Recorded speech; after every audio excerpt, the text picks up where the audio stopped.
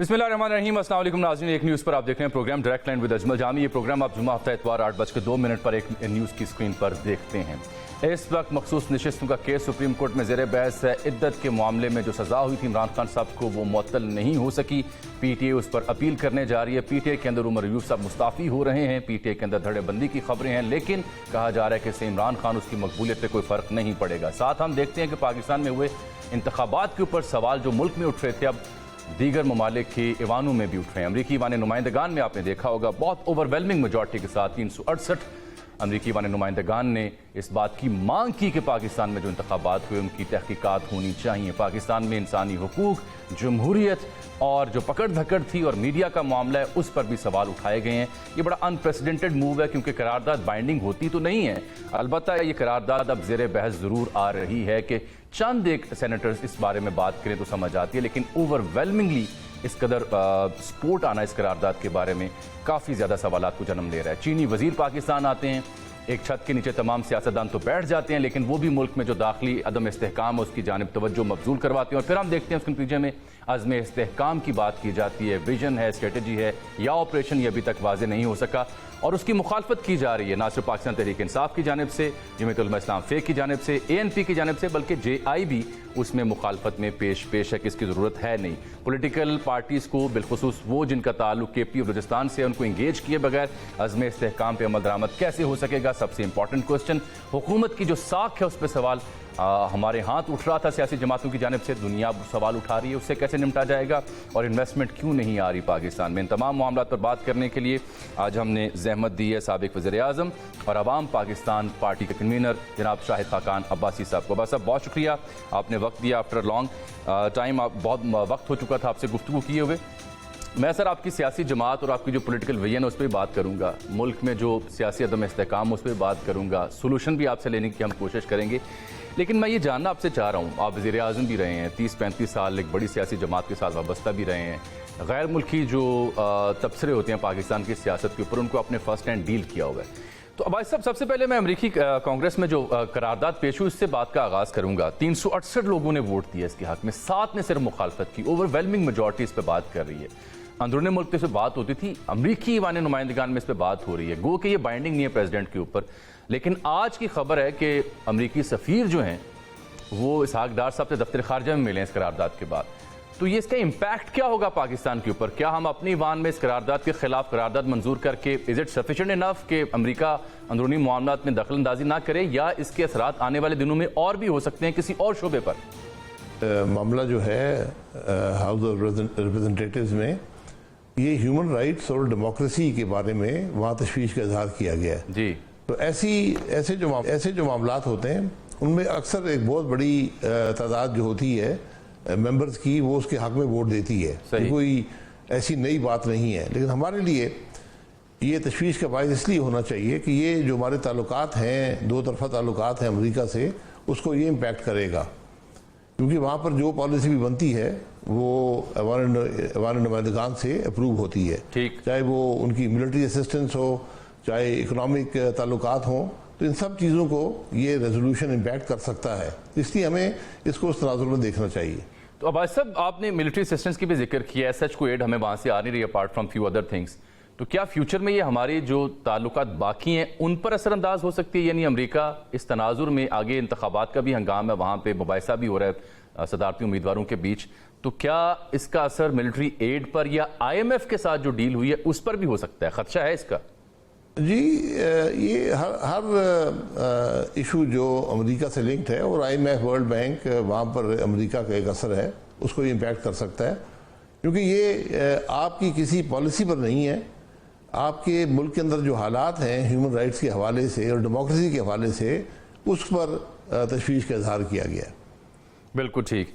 तो हुकूमत का जो अभी तक रद्दअमल रहा इस करारदाद के ऊपर या इमरान खान साहब के शिकवे शिकायत के ऊपर, उसको आप कैसे देखते हैं? उससे क्या मुतबादिल बयानिया अवाम को मिल सका, अवाम में शांति की लहर आ सकी, या हुकूमती फ्रंट पर हमें टोटल डिजास्टर देखने को मिल रहा है? देखिए, आपको एक तो इसको डिप्लोमेटिक लेवल पे और जो आपके बायलैटरल रिलेशंस हैं उसके अंदर इसको मैनेज करना पड़ेगा। साथ साथ आपने पाकिस्तान के अवाम को भी दिखाना है कि हम एक आज़ाद मुल्क हैं और हम अपने मामलात में इंटरफेरेंस बर्दाश्त नहीं करते। تو اس حوالے سے وہ بات کر دی گئی ہے پارلیمنٹ کے اندر. آپ ایک ریزولوشن شاید پاس کرنا چاہتی ہے حکومت اسمبلی کے اندر, تو اس کا میرا نہیں خیال کو بڑا اثر اس, چونکہ ریزولوشن تو وہاں پاس ہو چکا ہے. اب آپ یہاں آپ کا ریزولوشن کیا امپیکٹ کرے گا اس بات کو, وہ میری سمجھ میں نہیں ہے, لیکن بہرحال یہ ڈپلومیٹکلی سارے معاملے کو ڈیل کرنا پڑے گا آپ کو. بالکل ٹھیک. ہم دیکھ رہے ہیں کہ پاکستان تحریک انصاف کے وہ رہنما جو چپ تھے, چپ کا روزہ انہوں نے رکھا تھا, چاہے شیخ رشید صاحب ہوں, فواد چوہے صاحب, انہوں نے آپ کا ذکر بھی کیا, میں پوچھوں گا آپ سے بھی. وہ برملا آ کے بتا رہے ہیں ان کے ساتھ کیا ہوا, ان کے رہنماؤں نے جو کچھ بھگتا اس کے بارے میں اظہار خیال کر رہے ہیں. یوں لگتا ہے کہ جو پی ٹی آئی کو یعنی توڑنے کا ایک عمل تھا وہ اس میں مطلوبہ نتائج حاصل نہیں ہو سکے, اور وہ رہنما اب بول رہے ہیں پابندیاں تھیں, گھٹن تھی, چپ کے روزے تھے. آخر ایسا کیا ہوا کہ یہ لوگ اب برملا اپنا حال دل بیان کر رہے ہیں؟ دیکھیں, جہاں بھی کسی کے ساتھ زیادتی ہو اس پر کوئی آدمی اس کی حمایت نہیں کر سکتا. تو اگر ان اشخاص کے ساتھ قانون سے باہر جا کر کوئی عمل ہوا ہے تو ان کا حق بنتا ہے کہ وہ اس کو جو لیگل فورمز ہیں وہاں پر لے کر جائیں, پبلکلی بات بھی کر سکیں. یہ باتیں دبنے سے نہیں چھپتی. یہ بدقسمتی سے ہمارا ایک ماحول پیدا ہو گیا ملک کے اندر کہ ہم ہر بات کو دبانے چھپانے کی کوشش کرتے ہیں. بہرحال یہ لوگ اب بات کر رہے ہیں تو ان کی بات پر کم از کم جوڈیشری کو کچھ نوٹس لینا چاہیے تاکہ یہ معاملات اس کے بعد نہ ہوں.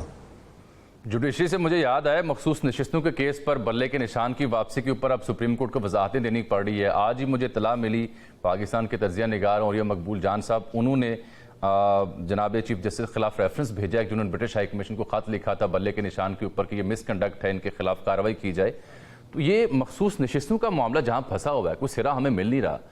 یہ اس کا حل ہونا کیا چاہیے تھا؟ کیا یہ بلے کا نشان لینا درست عمل تھا؟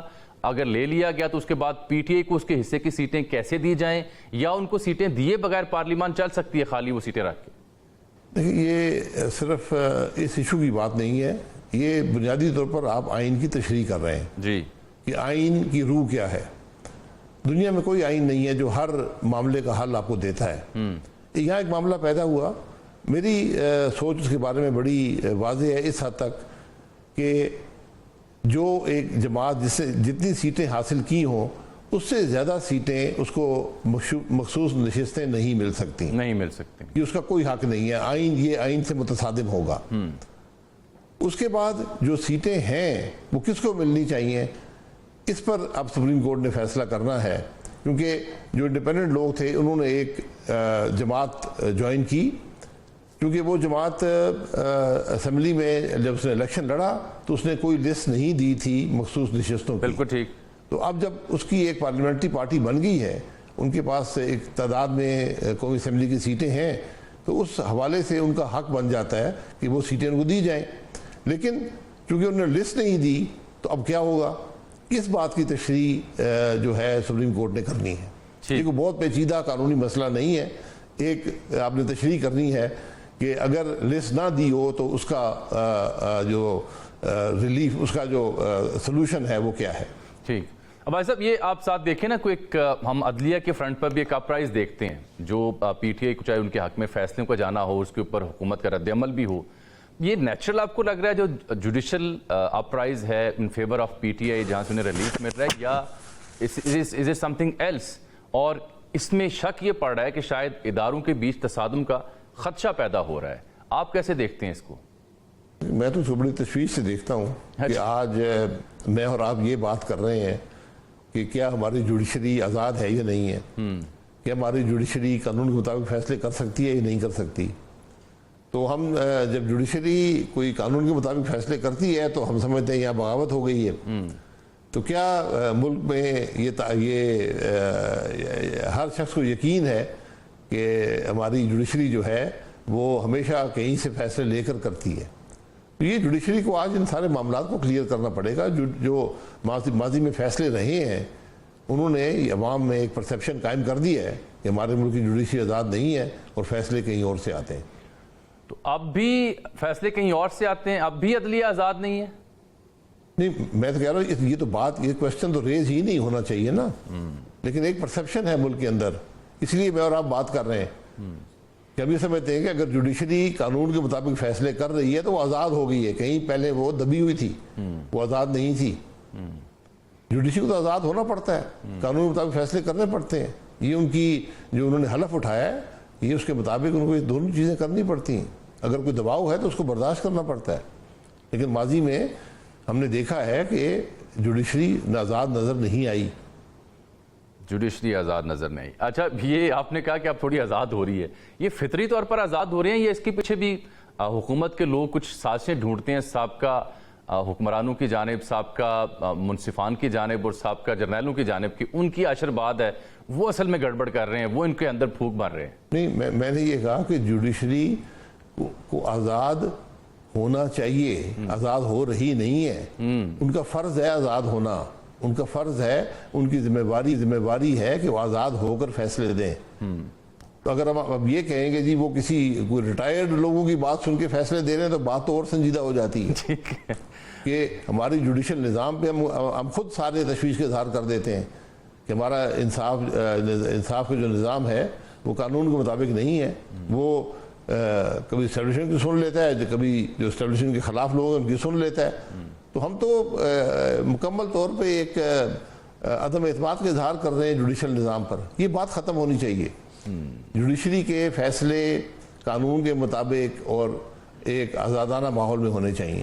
اس بیچ میں ہمیں ان چیزوں طرح باہر نکلنا پڑے گا. اس بیچ میں یہ تاثر ہی قائم نہ ہو کہ جوڈیشری آزاد نہیں ہے. بالکل ٹھیک کہہ رہے ہیں. اس بیچ میں چائنیز وزیر بھی آئے سینئر, اور وہ جو کہہ کے گئے آپ نے دیکھا سنا.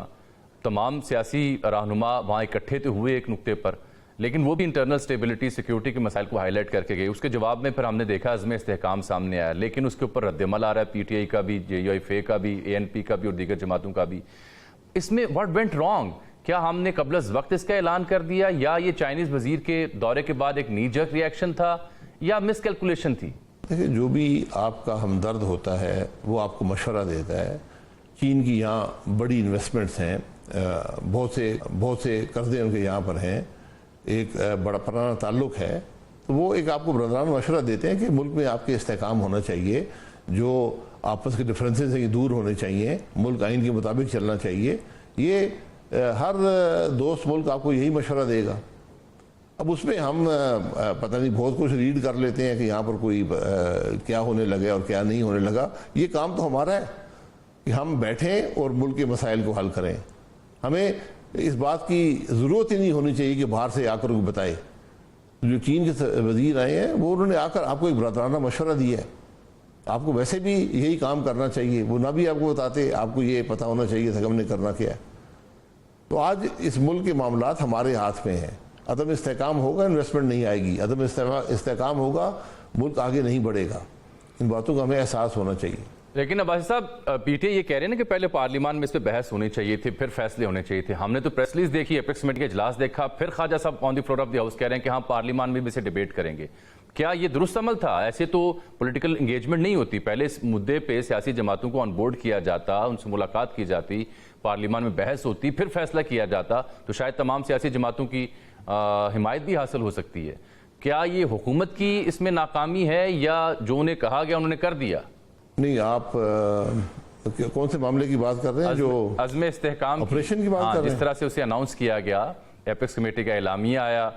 جی جو آپریشن ہے, ہاں یقیناً, جی ان معاملات میں پہلے دیکھیں, یہ فیصلہ ایگزیکٹو کا ہوتا ہے, حکومت کا ہوتا ہے, اور اس کا ہر پہلو جو ہے وہ شاید پبلک کے سامنے آپ نہیں رکھ سکتے. لیکن چونکہ یہ اس قسم کے جو معاملات ہوتے ہیں, جو آپریشنز ہوتے ہیں, اس میں آپ کو عوام کی سپورٹ چاہیے ہوتی ہے, اور وہ بہت اہم ہوتی ہے. عوام کی سپورٹ کے بغیر آپ یہ معاملات نہیں کر سکتے. تو عوام کی سپورٹ آپ کو پارلیمان سے لینی ہوتی ہے. تو یہ معاملات آپ کو پارلیمان میں پہلے لے کر آنے چاہیے, وہاں سپورٹ بلڈ کریں, اس کے بعد آپ اس کا اعلان ہونا چاہیے. اور وہ بے شک آپ ان کیمرہ سیشن رکھ لیں, سب کو بریفنگ دے دیں کہ ہم کیا آپریشن کر رہے ہیں, اس کی ضرورت کیوں ہے. اور اس کے بعد آپ نے دیکھا کہ ایک آئی ایس پی آر نے لمبا چوڑا ایک سیشن ان کا میڈیا کے ساتھ ہوا. جی, یہی سیشن اگر پارلیمان کے ساتھ ہو جاتا تو آپ کو بہت آسانی ہوتی سپورٹ حاصل کرنے کے لیے. بالکل ٹھیک کہہ رہے ہیں.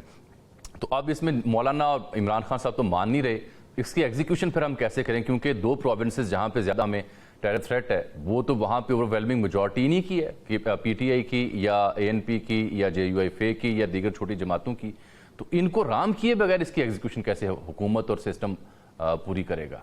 نہیں، آپ نے رام نہیں کرنا، آپ نے ان کو ساتھ لے کر جانا ہے. آپ نے ان کے تحفظات اگر کوئی ہیں ان کو دور کرنا ہے، آپ ان کو انگیج کرنا ہے. اور یہ انگیجمنٹ اگر اناؤنسمنٹ سے یا آپریشن شروع کرنے سے پہلے جو بھی عمل ہے وہاں پر یہ ہو جاتی تو یہ بہت آسانی رہتی. تو ہم بدقسمتی سے یہی وہ جمہوری قدریں ہیں جن کا ذکر امریکہ بھی کر رہا ہے کہ آپ کو جو جمہوری قدریں ہیں ان کے اندر رہ کر اگر ملک آپ کو چلے گا تو آپ کے لیے آسانی ہوگی.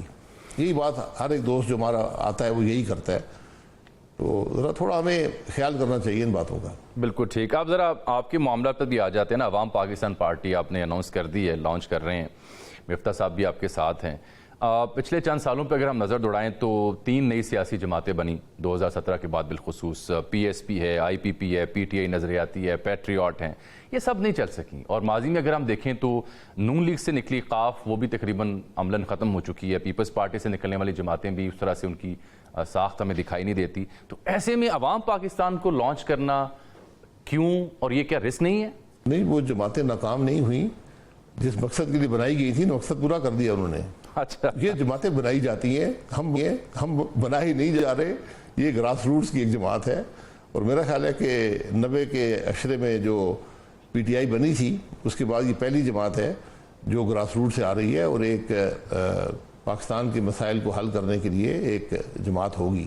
یہ کسی مخصوص مقصد کے لیے نہیں ہے کہ الیکشن کے قریب یا الیکشن کے فوراً بعد بنائی جائے اور وہ ایک مخصوص مقاصد کے لیے استعمال ہو اور پھر عوام کی تائید نہ ہو، ایک کلیکشن ہو چند الیکٹیبلز کی اور اس کو جماعت کہا جائے. تو ہماری جماعت وہ نہیں ہے.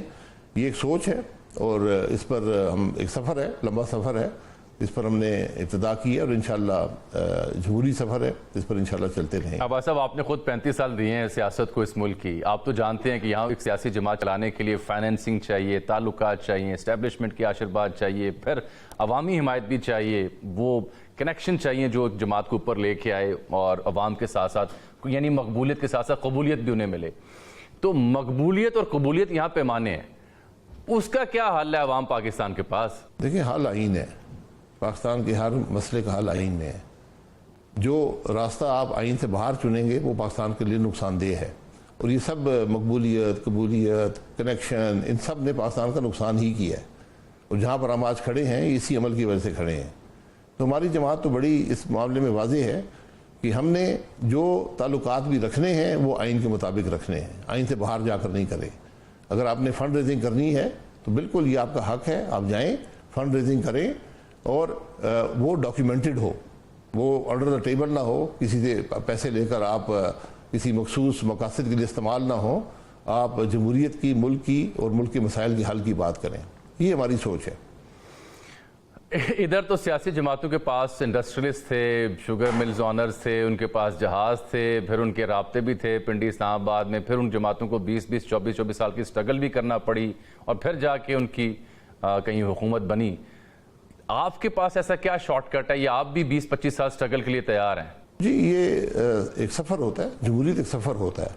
لیکن اگر آپ اصولوں پر قائم رہیں گے تو وہ سفر ملک کے لیے فائدہ مند ہوتا ہے. وہ ملک میں کے مسائل کو حل کرنے میں اپنا کردار ادا کرتا ہے. اگر ہم بھی کمپرومائز کر لیں اصولوں پہ اور اقتدار کی کوشش شروع کر دیں تو یقیناً وہی حال ہوگا جو باقی جماعتوں کا ہوا ہے، جن کی کارکردگی بھی آپ دیکھ لیں، جن کی صلاحیت بھی آپ دیکھ لیں اور ان کے حالات بھی آج آپ دیکھ لیں اور ملک کے حالات دیکھ لیں. جو ہمارا مجموعی سیاسی سفر ہے اس کا جو حاصل ہے وہ آج آپ کو ملک کے حالات میں نظر آتا ہے اور یہ ایک ناکام سفر ہے بدقسمتی سے. آپ اسے ناکام سفر کہتے ہیں. آپ یہ بھی بس صاحب کہتے ہیں کہ تینوں سیاسی جماعتیں فیل ہو چکی ہیں. آپ یہ بھی کہتے ہیں کہ ناکام سفر ہے. آپ یہ بھی کہتے ہیں کہ تینوں بڑی سیاسی جماعتیں فیل ہو چکی ہیں. عمران خان صاحب کیسے فیل ہوئے ہیں؟ وہ تو حکومت سے نکلنے کے بعد اس سے زیادہ کہیں مقبول ہو چکے ہیں. کے پی میں ان کی سیٹیں دیکھ لیں، پنجاب میں جو ان کو مینڈیٹ ملا، جو دھاندلی کے الزامات لگا رہے ہیں. تو اگر ایک شخص کو حکومت سے نکالے جانے کے بعد وہ اس کی پاپولیرٹی اپرائز ہوئی ہے، بڑی ہے، تو ان کو آپ فیل کیوں کیسے کہہ رہے ہیں؟ کس منطق پہ کہہ رہے ہیں؟ اقتدار میں تو فیل تھے نا. 3 سال 8 مہینے رہے ہیں، کیا کیا ہے؟ صرف الیکشن جیتنا کافی نہیں ہوتا. الیکشن جیتنا تو سفر کی ابتدا ہوتی ہے. تو آپ سب کو اقتدار ملا ہے، کیا ملک کے حالات درست کر سکتے ہیں؟ میں تو ملک کے حالات جہاں پر ہیں اس کو حاصل سمجھتا ہوں ہمارے سیاسی سفر کا، تو اس حوالے سے ہمارا سیاسی سفر ناکام ہے۔ بالکل ٹھیک ہے، اس میں مزید میں بات کروں، چھوٹی سی بریک لے رہا ہوں، ناظرین ملتے ہیں چھوٹی سی بریک کے بعد۔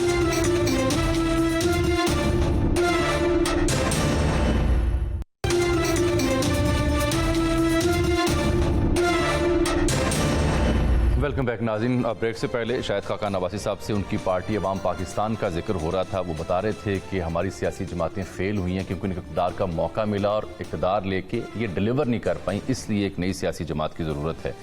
تو عباسی صاحب، اس سیاسی جماعت میں چند ایک لوگوں کا تو آپ ذکر کر رہے ہیں، میری اطلاع تھی اس کی لانچنگ سے پہلے آپ ملک بھر میں کچھ سیمینارز کا سلسلہ آپ نے شروع کیا، وہ کہاں تک پہنچا؟ اور پھر اب اس میں کیا Noon league, Peoples Party, P T I, تینوں جماعتوں سے ہم دیکھ رہے ہیں لوگ گائے یعنی نالا ہو کے جماعت چھوڑ رہے ہیں، ان کو بھی جگہ دیں گے یا آپ پرانے سیاستدانوں کو اس میں نہیں جگہ دیں گے؟ جماعت میں ہر ایک کے لیے جگہ ہوتی ہے، جو ایک جمہوری سوچ رکھتا ہو، جو ہماری سوچ سے مطابقت رکھتا ہو کہ ہم نے ملک کے مسائل کے حل کے لیے بات کرنی ہے، ہم نے آئین کے مطابق چلنا ہے، ہم نے ملک کے مسائل کا حل ڈھونڈنا ہے، ہم نے عوام کی فلاح کے لیے کام کرنا ہے، اس مقصد کے لیے جو بھی ہمارے ساتھ شامل ہو، لیکن اس کی شہرت جو ہے وہ عوام کی نظر میں ٹھیک ہونی چاہیے، ان کے اندر صلاحیت ہونی چاہیے، ایک کریڈیبلٹی ہو، ایک انٹیگریٹی ہو، یہ چیزیں بڑی ضروری ہیں۔ ورنہ ہم اگر کوئی ناراض ہے تو ہمارے لیے وہ کوالیفیکیشن نہیں کہ ہماری جماعت میں شامل ہو جائے۔ اگر وہ کسی وجہ سے اپنی جماعت چھوڑنا چاہتے ہیں یا الیکٹیبل ہیں تو یہ بھی ایک کوالیفیکیشن ضروری نہیں ہے۔ تو الیکٹیبل ہونا بھی کوئی خرابی نہیں ہے، وہ بھی اس سفر میں شامل ہوں، لیکن کم از کم وہ ملک کے لیے کنٹریبیوٹ کر سکیں۔ بات ملک کو دینے کی ہے، ملک سے لینے کی نہیں ہے۔ آج جو سیاسی سوچ ہے وہ ملک سے لینے کی ہے اور اس کو دینے کی کچھ نہیں ہے۔ یہ ایک فرق ہے جس کو ہم انشاءاللہ عوام کے سامنے رکھیں گے۔ تو کوئی بڑا سیاسی نام، بڑی سیاسی جماعت سے کچھ لوگوں نے آپ سے رابطے کیے ابھی تک آپ کی اس اپروچ کو جاننے کے بعد؟ میں آپ کو بتایا نا کہ ہماری جماعت ایک سوچ پہ مبنی ہے، افراد پہ، یا کلیکشن آف انڈیویجولز آج نہیں ہے کہ ہم نے 10-12 الیکٹیبل بٹھا لی اور جی جماعت بن گئی۔ تو سوچ سے جو اتفاق کرے گا اس سفر میں شامل ہو سکتا ہے۔ ہمیں بہت سے لوگوں نے رابطہ کیا، ان میں سے کچھ سیاست میں ہیں، بہت سے ایسے لوگ ہیں جو سیاست میں نہیں ہیں لیکن اپنے شعبے میں ایک مقام رکھتے ہیں۔ تو یہ 17 اس ممبر کے، اس جماعت کے فاؤنڈنگ ممبرز تھے، وہ آپ خود اپنی سوچ کے مطابق شامل ہوئے۔ اس میں کچھ میں سیاستدان بھی ہیں، سردار مہتاب صاحب ہیں ایبٹ آباد سے، چیف منسٹر بھی رہ چکے ہیں، صلاح الدین صاحب ہیں MNA رہ چکے ہیں کراچی سے، لاہور سے زعیم قادری صاحب ہیں، فیصل آباد سے رانا زاہد توسیع صاحب ہیں، تو اس طرح جاوید عباسی صاحب سینیٹر ہیں۔ تو یہ ایک بہت سے دوسرے لوگ، ظفر مرزا صاحب ہیں جو PTI میں وزیر تھے۔ تو اس طرح کے بہت سے لوگ ہیں جو جماعت میں انشاءاللہ وقت کے ساتھ شامل ہوں گے۔ جب جماعت بن جائے گی ہم جائیں گے، ہر ایک کو دعوت دیں گے، اپنی سوچ ان کے سامنے رکھیں گے، اور مجھے پورا یقین ہے کہ سوچ کو پذیرائی ملے گی۔ تو مصطفیٰ نواز کھوکھر صاحب کے ساتھ کیا؟ وہ بھی کافی الائنڈ تھے آپ کے ساتھ، آپ کے یعنی تھیسس کے ساتھ، لیکن ابھی تک انہوں نے شاید جوائن نہیں کیا۔ جی، مصطفیٰ کھوکھر صاحب، جب ہم نے یہ ریمیجنگ پاکستان کا سلسلہ، جس کا جو مقصد تھا وہ سیاسی جماعت نہیں تھا، ہم چاہتے تھے کہ ملک میں ڈیبیٹ ہو ملک کے مسائل پر، ان کے حل پر۔ وہ پہلے دن سے ہمارے ساتھ شامل تھے۔ وہ چاہتے ہیں کہ مزید مشاورت اپنے حلقے میں اپنے خاندان سے کر لیں، تو جب بھی وہ مشاورت مکمل کر لیں گے تو مجھے پورا یقین ہے کہ سفر میں شامل ہوں گے۔ آج وہ ہمارے ساتھ اس پلیٹ فارم پر نہیں ہے، نہیں، ان کی سوچ بالکل مطابقت رکھتی ہے، لیکن وہ مشاورت کے بعد ہی اس میں شامل ہوں گے۔ آپ کے سابقہ قائد میاں نواز شریف صاحب، وہ بھی بجٹ اجلاس میں بھی نہیں آتے، عملی طور پر بھی سیاست میں ہمیں دکھائی نہیں دے رہے، پرائیویٹ ہی بیٹھے ہوتے ہیں، نہ ان کے پاس کوئی عہدہ ہے، تو تقریباً پارشل ریٹائرمنٹ کی سی زندگی وہ گزار رہے ہیں۔ تو آپ کی سوچ اگر اچھی ہے تو کیا آپ ہمدردی میں انہیں بھی دعوت دیں گے کہ آپ کی جماعت میں شامل ہوں؟ یہ آپ کی خام خیالی ہے کہ وہ ریٹائرمنٹ میں ہیں۔ اچھا، جس جماعت کے صدر ہیں اس کی وفاقی حکومت بھی اسی کی ہے، پنجاب حکومت بھی اسی کی ہے، ٹھیک، اور بلوچستان حکومت میں بھی حصہ ان کا ہے۔ تو ایسی ریٹائرمنٹ تو سیاسی جماعتیں ڈھونڈتی رہتی ہیں۔ لیکن کبھی خیال ہے کہ انہیں بھی دعوت دی جائے؟ نہیں، یہ سیاست مذاق نہیں ہوتا. وہ ایک پاکستان کی اس وقت جو برسر اقتدار جماعت ہے اس کے صدر ہیں، تو ان کو دعوت دینا ایک میرا خیال ہے مذاق خیز بات ہوگی. یہ سیاست تماشا نہیں ہوتا، سرکس نہیں ہوتا، سنجیدہ بات ہے. اور آج سنجیدگی کی زیادہ ضرورت ہے، کیونکہ جہاں پر ہم نے سب نے مل کر ملک کو پہنچا دیا ہے، وہاں سے اس کو باہر نکالنا ایک بہت بڑی کاوش ہے. اور یہ ہمیں ذرا اپنے حالات کو بڑا درست کرنا پڑے گا اور بڑی سنجیدگی سے ان باتوں کو دیکھنا پڑے گا. آپ نے اسی نقطے پر ایک اور سنجیدہ بیان بھی دیا ہوا ہے. آئی تھنک مارچ میں آپ نے کہا تھا کہ نواز شریف صاحب کو یہ مشورہ دوں گا کہ اس نشست کو خالی کر دیں اور عوام کے کٹہرے میں چلے جائیں. ان کے سیاسی مقام کے لیے شاید یہ ضروری ہے کہ اس نشست کو از خود خالی کر دیں. یہ مشورہ آپ نے دیا تھا، اس کی بنیاد کیا تھی، اور اگر اس پہ وہ عمل کرتے ہیں تو اس سے انہیں کیا ملے گا؟ نہیں، یہ میرا پوچھا گیا تھا، سوال پوچھا گیا تھا کہ آپ کا کیا خیال ہے. میں نے کہا کہ وہ اتنے پاکستان کی تاریخ کے سب سے پرانے سیاسی لیڈر ہیں. کسی نے سیاست میں اتنا وقت نہیں گزارا، اتنا عروج نہیں دیکھا، اور شاید اتنے مشکل حالات بھی نہیں دیکھے. تو ایک ان کی جو سیٹ پر بڑا ابہام پیدا ہو گیا کہ وہ فارم 45 کیا ہے، فارم 47 کیا ہے، طرح طرح کی چیزیں میڈیا میں آئیں. تو میں نے کہا کہ آج شاید ان کے لیے سب سے آسان حل اس معاملے کا یہی ہے کہ یہ سیٹ خالی کر دیں اور پھر عوام کے پاس چلے جائیں. یہ میری رائے تھی ایک سوال کے جواب میں. بالکل ٹھیک. پھر آپ نے یہ بھی کہا کہ نواز شریف صاحب کا جو اقتدار میں آنے کا کوشش ہے یا طریقہ ہے، یہ آپ نے جنوری 2024 میں کہا، اس سے آپ کو اختلاف ہے. وہ کیا طریقہ ہے جس سے آپ کو اختلاف ہے؟ آپ تو خود ان کے ساتھ 35 سال اسی سفر کا حصہ رہے، اچانک آپ کو وہ کیا اختلاف نظر آیا؟ جی، مجھے اتفاق نہیں ہے اس راستے سے جس کا چناؤ مسلم لیگ نون نے کیا.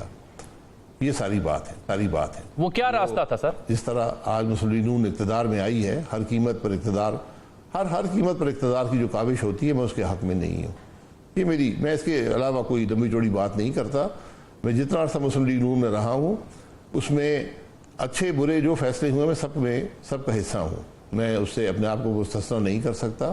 مجھ پہ آپ بالکل تنقید کر سکتے ہیں اگر اس زمانے میں ایسے فیصلے ہیں، لیکن جب مسلم لیگ نون نے ایک ایسی سیاست کا چناؤ کیا جس سے میں اتفاق نہیں کر سکتا تھا، تو میں نے وہ راستہ علیحدہ کر لیا.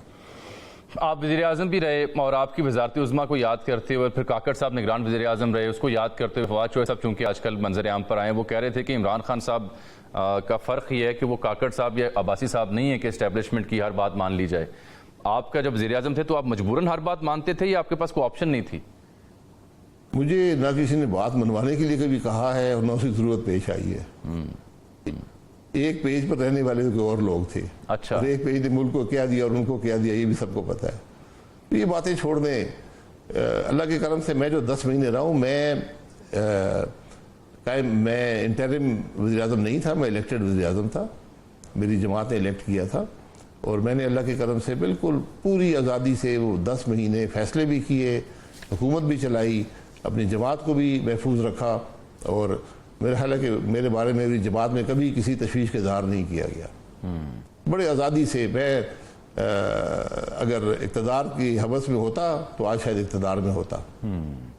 بالکل ٹھیک. اب یہ جو عدم استحکام ہے جس کی بار بار آپ اپنی گفتگو میں نشاندہی بھی کرتے ہیں، اگر میں آپ سے یہ پوچھوں کہ آپ سابق وزیر اعظم رہے ہیں، 35 سال آپ سیاست میں رہے، اس وقت اگر آپ کو حکومت کو یا عمران خان صاحب کو ایک مشورہ دینا ہو کہ یہ ہے وہ رستہ جس پہ چل کے یہ عدم استحکام ختم ہو سکتا ہے، معاشرے میں کوئی شانتی آ سکتی ہے، تو وہ کیا ہوگا؟ آج حل یہ ہے کہ سب کو اپنے موقف سے ہٹنا ہوگا، پھر جا کر آپ حقیقی معنوں میں ایک حل ڈھونڈ سکیں گے، ورنہ ایک کمپرومائز ہوگی. حکومت کو بھی اپنے ان کرسیوں کی لالچ سے نکلنا ہوگا. عمران خان صاحب کو بھی جو بھی الیکشن میں ہوا اس کو نہ عدلیہ حل کر سکی نہ اس کو عوام حل کر سکے. وہ ایک تاریخ کا حصہ بن چکا ہے. حکومت بیٹھی ہوئی ہے، مینڈیٹ ہے یا نہیں ہے یہ اللہ بہتر جانتا ہے، لیکن عوام یہی کہتے ہیں جی مینڈیٹ نہیں ہے. آپ بھی یہ کہیں گے، میں بھی یہ کہوں گا، لیکن اس سے معاملہ حل تو نہیں ہوگا. تو آج صرف یہ پولیٹیکل لیڈرز نہیں ہیں، یہاں پر فوج کے معاملات بھی ہیں، فوج کے سربراہ، جوڈیشری کے سربراہ اور پولیٹیکل لیڈرز کو بیٹھ کر یہ آگے کے راستے کا تعین کرنا ہوگا. وہاں سے جا کے استحکام آپ کو ملے گا، اور کوئی راستہ میری نظر میں نہیں ہے. کسی اور کے پاس ہے تو میں ضرور سننا چاہوں گا. اب صاحب آگے کا راستہ ہے کیا اگر یہ مل بھی بیٹھتے ہیں؟ کیا ارلی الیکشن کال کر دیے جائیں؟ کیا عمران خان کے مطالبات مان لیے جائیں؟ یا ان کی پارٹی تتر بتر کر دی جائے؟ اگلا راستہ ہے کیا؟ میں نے کہا کہ مطالبات کا حال یہ کمپرومائز کی بات نہیں ہے. عمران خان صاحب، آج آپ اس ملک میں کسی جماعت کو، کسی لیڈر کو اس ملک کی ہر سیٹ دے دیں، کچھ نہیں کر پائے گا. یہ نظام اتنا بگڑ چکا ہے. تو آپ نے یہ طے کرنا ہے کہ اس ملک میں اختیارات کس کے پاس ہیں، ذمہ داری کس کی ہے، ملک کا آئین کیا کہتا ہے، کیا آئین کے مطابق چل رہے ہیں، ہم نے ایک دوسرے سے کیا تعلقات رکھنے ہیں. اگر اس میں جو اداروں کے درمیان تعلقات ہیں بدلنے کی ضرورت ہے، اس پر بحث کر لیں، وہ بدل لیں. آپ نے ملک کیسے چلانا ہے، ملک کی معیشت کو کیسے چلانا ہے، آپ کے پاس کیا فارمولہ ہے اس کے لیے. کیونکہ آج آپ کو جو بھی کام کریں گے ہر ایک کی سپورٹ چاہیے. آج کوئی جماعت بھی اکیلے کام نہیں کر سکتی. تو اس لیے یہ سب چیزیں سامنے رکھ کر آپ کو ایک آگے کا راستہ نکالنا پڑے گا. پھر بے شک الیکشن کرائیں، جو بھی راستہ آپ نے چننا ہے، اور پھر ملک آگے چلے. اب صاحب 2 منٹ کی ہمارے پروگرام باقی رہ گئے، میں چھوٹی سی بریک لے رہا ہوں، واپس آ رہا ہوں.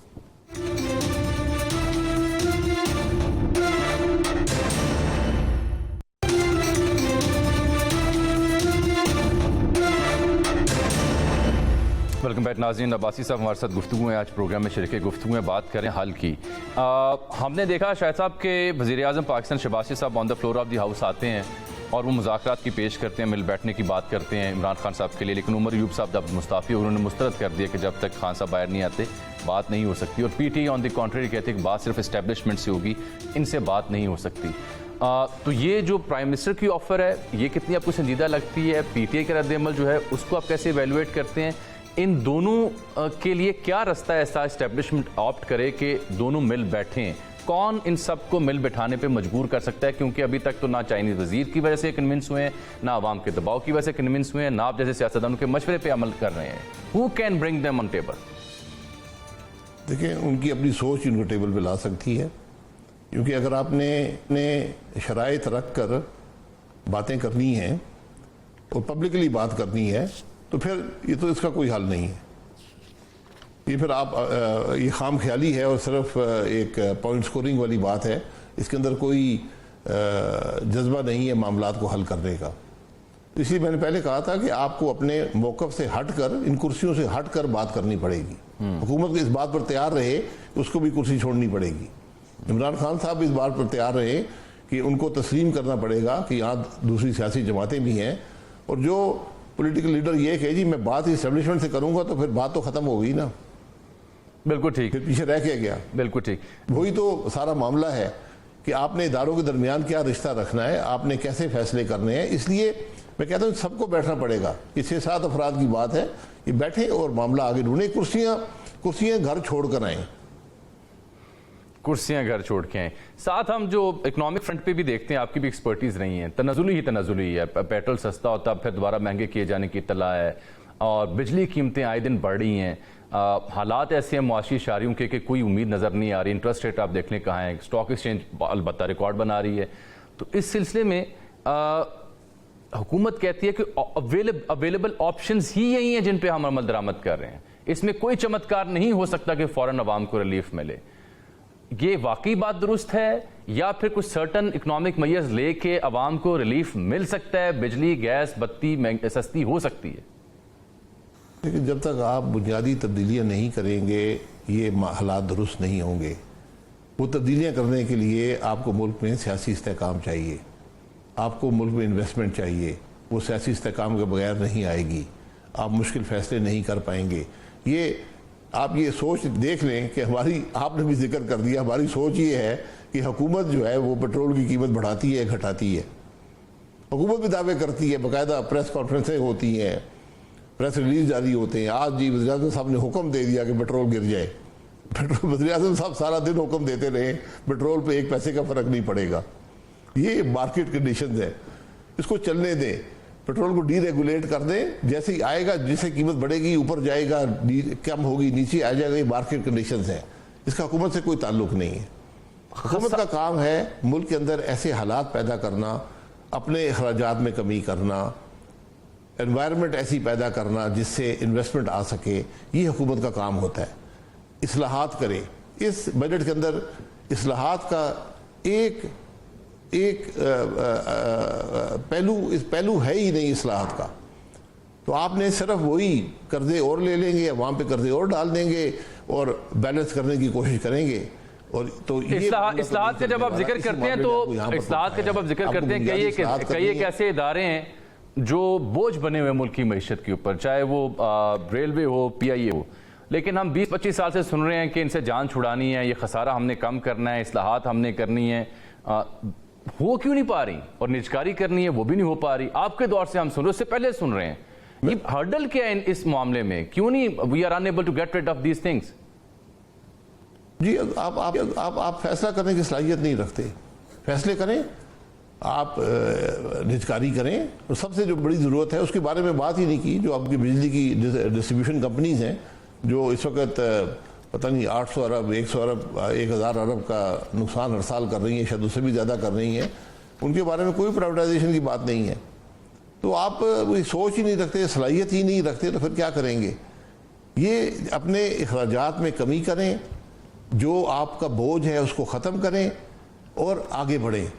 ٹیکس کا بیس بڑھائیں، جن سیکٹرز پر ٹیکس نہیں ہے ان پہ ٹیکس لگائیں، جو ٹیکس دے رہے ہیں ان پہ اضافی ٹیکس لگائے جاتے ہیں وہ بھی ختم ہو جاتے ہیں. انویسٹمنٹ کا کلائمیٹ کیا ہے؟ آپ کو جو دنیا کی سب سے بڑی اکانومی ہے اس کی جو کانگریس ہے وہ کہہ رہی ہے جی آپ کے ملک میں جمہوریت اور جو انسانی حقوق ہیں وہ خطرے میں ہیں. تو وہاں کی جو کمپنیز ہیں پھر جب وہ دیکھیں گی انویسٹمنٹ نہیں کریں گی. یہ ساری چیزیں آپس میں جڑی ہوئی ہیں. ہم اس بات کو شاید آج تک سمجھے نہیں ہیں. آج آپ کے ملک سے انویسٹمنٹ باہر جا رہی ہے، ملک کے اندر نہیں آ رہی. بالکل ٹھیک. سب سے تیسرے نمبر پر جو انویسٹرز ہیں دبئی کے اندر وہ پاکستانی ہیں. یہ بڑی تشویش کی باتیں، لیکن ان کے بارے میں میں نے تو کسی کو نہ حکومت کے اندر کوئی تشویش نظر دیکھی ہے یا کوئی کوشش نظر آئی ہے کہ ان معاملات کو درست کیا جائے. اور جو مقامی کاروباری افراد ہیں وہ نیب سے ایک عرصے تک شکایت کرتے رہے، آپ کو بھی شکایت رہی. اب تو شہزاد اکبر صاحب بھی آپ کے حق میں بول رہے ہیں کہ غلط کیسز تھے، لیکن وہ کہتے ہیں اداروں کے لوگ بیٹھے ہوتے تھے جو یہ کیسز شاید خاقان عباسی ہوں یا مفتاح ہوں یا حسن اقبال ان کے خلاف بنواتے تھے، تب وہ اس کی البتہ حمایت کیا کرتے تھے. تو کیا نیب کا جو ادارہ ہے وہ اس کا کتنا عمل دخل رہا ہے اس ساری بے ترتیبی میں؟ کیا اس کا حال اسے بند کر دینا ہے یا اس کی اثر نو تشکیل ہے؟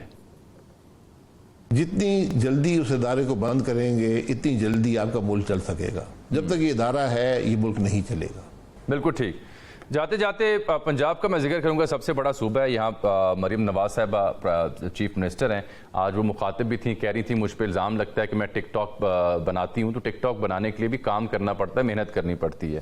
ان کی جو دورے وزارت اعلیٰ اس کو آپ نے دیکھا، کیسا پرفارم کر رہی ہیں؟ کیسا دیکھتے ہیں آپ ان کو بینگ سی ایم پنجاب؟ ایک سکسیسفل سی ایم ہے؟ عمدہ فیصلہ تھا نواز شریف صاحب کا یا یہ موروثیت کو آگے بڑھانے کے برابر ہے؟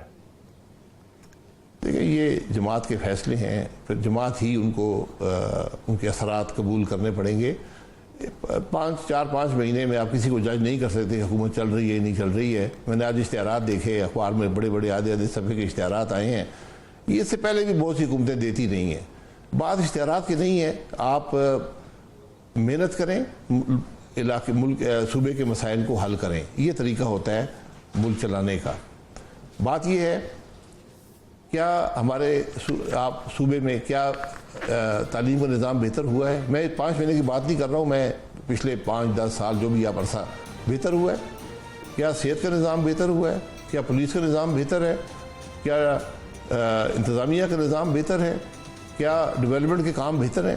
بہت بہت شکریہ. جناب شاہد خاقان عباسی صاحب تھے آج پروگرام ڈائریکٹ لائن میں شریک گفتگو. آگے بڑھنے کا راستہ بھی بتا رہے ہیں کہ مل بیٹھنا ہوگا ورنہ کوئی حل نہیں. اجازت دیجیے، اللہ حافظ.